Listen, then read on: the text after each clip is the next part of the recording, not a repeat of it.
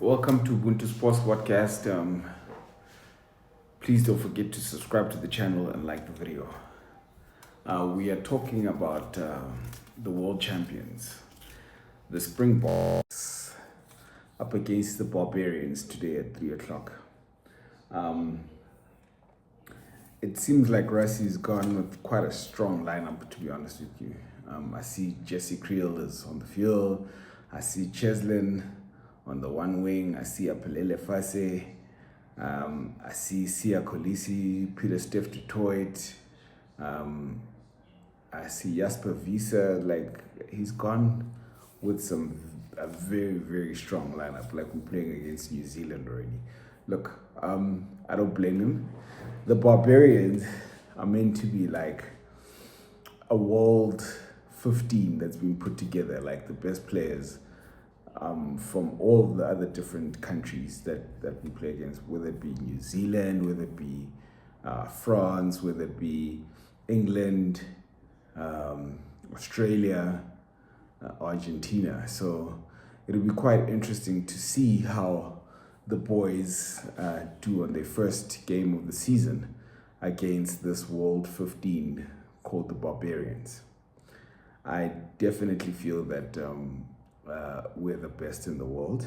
I definitely feel that we can put the Barbarians away.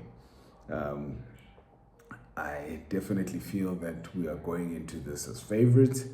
And I definitely think that Rassi is also probably going to want to get this victory first, just to give the boys a bit of momentum and confidence going into this tour where New Zealand will be. They'll be playing against New Zealand for I don't know how many games, but it seems like New Zealand are the ones doing a tour in South Africa. They'll be playing against some of our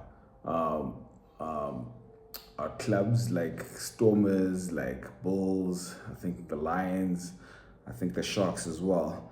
But then they'll also be going up against the Springboks in a few test games. So I wasn't too quite comfortable about this tour, to be honest with you, because I felt like New Zealand are preparing for 2027 World Cup here by playing against the best nation in the world, playing against our clubs, playing against the Springboks as well, of course. And I felt like, why do we need to help them prepare for 2027 World Cup? You know, they must carry on playing against their mates there, their next door neighbors, Australia, and not get their level of rugby up to the standard of the world champs. So I feel like we're actually helping them prepare for the World Cup by allowing them to have this tour here in South Africa. And yeah, I'm not in favor of that. But there's two sides to this as well. I feel that by them playing against our clubs, like the Lions and the Stormers and the Sharks and the Bulls, I feel that they're going to we're definitely going to see a lot of talent from those clubs wanting to prove themselves playing against New Zealand as well, because everybody wants to get into the box team, right? So this is going to be a good experience for our lads as well, to make sure that they gain the experience against the All Blacks, and have enough confidence to know that they can perform at the highest level after taking on or playing against the All Blacks, and that will definitely motivate them to push harder to want to make it into the Springbok team, so that they can further prove themselves at a national level or at an international level against the All Blacks. So yeah, there's two positives one can take out of this, but there's also negatives, because we don't want New Zealand rugby to improve. We don't want New Zealand to actually feel like, prepare for the 2027 World Cup against South Africa and South African rugby, because we know that we are levels above at the moment, and we're not trying to help anybody get to our level as well.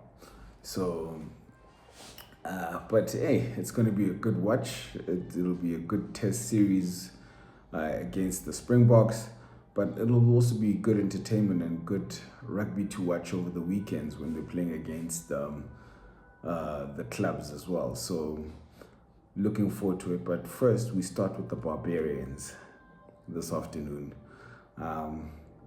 They are going to try throw everything that they've got at the Springboks.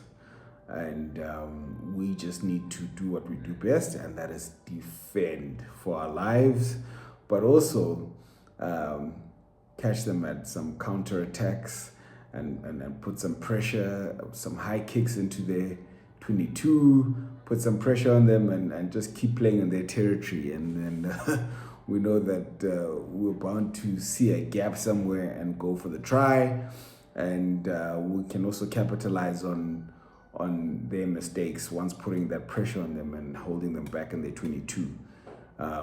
We know that they're bound to make some mistakes, and we're bound to capitalize on those mistakes as well. So I'm looking forward to that test match. Sia will be playing as well. So our legendary captain, who's going for 3 World Cups now, will be playing. This guy's already a legend at the fact that he's the first South African captain to have 2 World Cups. He'll be going for number 3 next year, and and the first black captain and player to do so as well. So, man, Sia is going for legendary status.